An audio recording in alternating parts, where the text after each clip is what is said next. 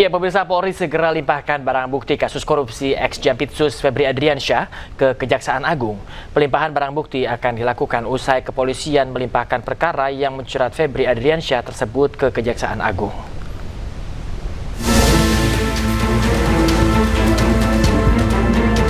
Korps Pemberantasan Tindak Pidana Korupsi Polri akan melimpahkan barang bukti terkait kasus dugaan korupsi, 3 kasus korupsi dan tindak pidana pencucian uang yang menjerat ex-Jaksa Agung Muda bidang tindak pidana khusus Febri Adriansyah dalam waktu dekat. Kabak Ops Kortas Tipikor Polri Kombes Ahmad Yusuf Afandi mengatakan pihaknya akan segera melimpahkan barang bukti kasus korupsi yang menjerat ex-Jampitsus Febri Adriansyah serta pihak swasta Don Rito ke pihak Kejaksaan Agung. Pelimpahan barang bukti dilakukan setelah kepolisian melimpahkan berkas kasus Febri dan Don Rito kepada Kejagung. Pelimpahan barang bukti itu akan dilakukan secara bertahap untuk nantinya bisa ditindaklanjuti. Sebelumnya, Febri Adriansyah ditetapkan menjadi tersangka dalam perkara kasus dugaan tindak pidana korupsi dan tindak pidana pencucian uang. Penetapan itu diumumkan bersamaan dengan pelimpahan penanganan 3 perkara dari Polri kepada Kejaksaan Agung. Ketiga kasus tersebut yakni dugaan korupsi batubara, Asabri, dan Krakatau Steel. Selain Febri, ada juga tersangka lain yang ditetapkan yakni Don Rito. Penetapan tersangka dilakukan setelah penyidik memeriksa 15 saksi, 2 orang ahli, serta melakukan penggeledahan di sejumlah lokasi. Tim Liputan Anyus melaporkan. Sementara itu, masyarakat anti korupsi atau MAKI menilai pelimpahan kasus korupsi ex-Jampitsus Febri Adriansyah dari polisi ke Kejaksaan Agung langgar aturan, pemirsa. Selain penyidikan belum selesai, kasus Febri juga masih dalam tahap penyidikan dan berkas perkara belum lengkap atau P21.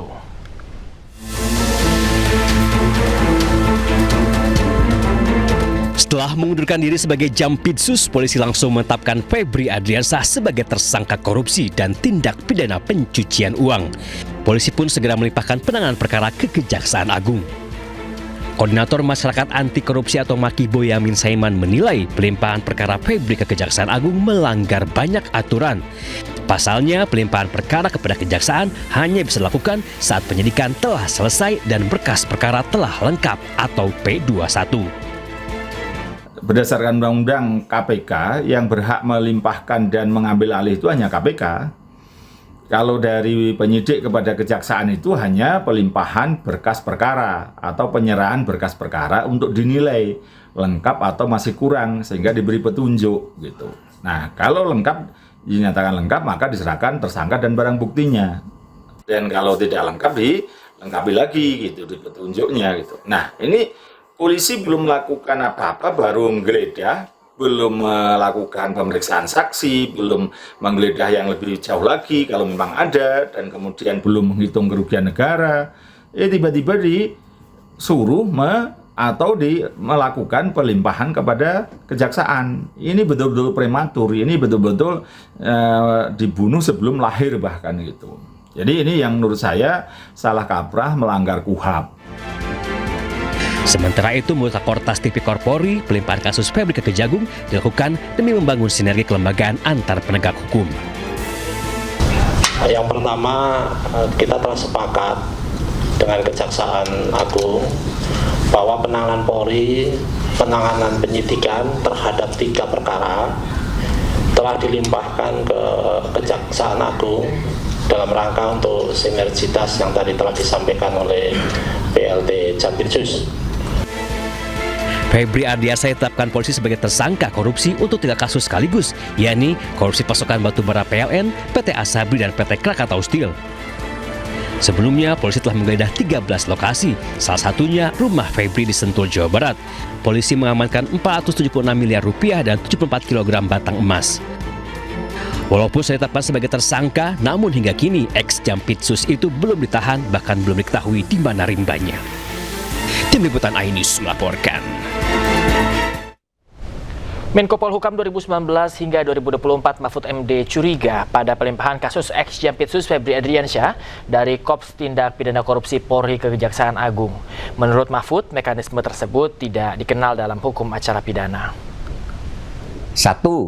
Dengan dialihkannya kasus yang tersangkanya belum diperiksa oleh penyidik Polri ini maka tersangka Febri Adriansyah bisa mengajukan pra-peradilan dan mungkin saja menang karena dia dijadikan tersangka tanpa diperiksa lebih dulu, kemudian kasusnya dialihkan ke kejaksaan, bukan dilimpahkan.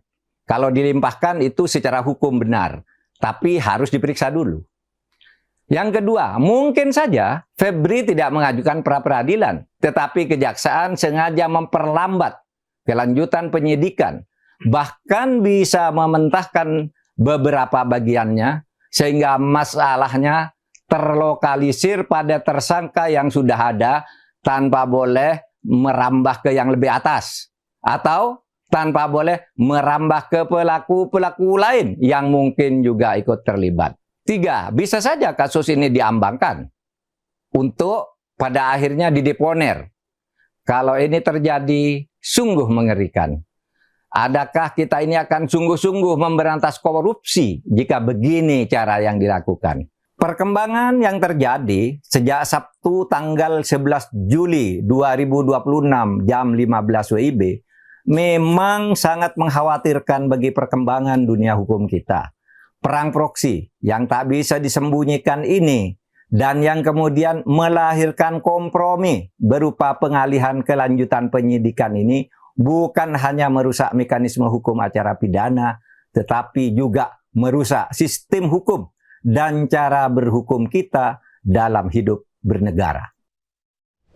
Sementara Ketua Komisi 3 DPR RI Habibur Rahman menyatakan pengalihan kasus ex-Jampitsus Febri Adriansyah dari Polri ke Kejaksaan Agung hanya penyerahan dan bukan pelimpahan. Namun Komisi 3 berencana meminta masukan langsung dari Mahfud MD terkait kasus Febri Adriansyah. Kami ini anggota DPR bukan hanya berkepentingan untuk bicara, tapi kami justru harus mendengar, termasuk masukan dari Pak Mahfud. Apakah sudah sesuai dengan KUHP atau belum?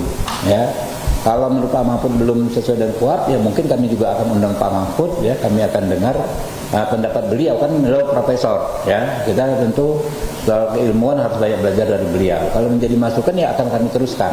Ya, jadi kita belum sampai kesimpulan itu, Pak. Memang itu bukan pelimpahan sebagaimana rangkaian hukum acara pidana dari penyidik ke penuntut. Ya, itu bukan, itu penyerahan penanganan perkara dari institusi namanya polisi, Polri, Barreskrim Kortas ke institusi lain kejaksaan. Kita soal melanggar nggak melanggar KUHP kita tunggu masukan ya dari teman-teman Pak Mahfud. Tapi ada sisi-sisi yang saya sampaikan tadi, ya. Sisi-sisi bahwa kita menghindari gesekan antar lembaga. Ini nggak ada di KUHP, tapi ini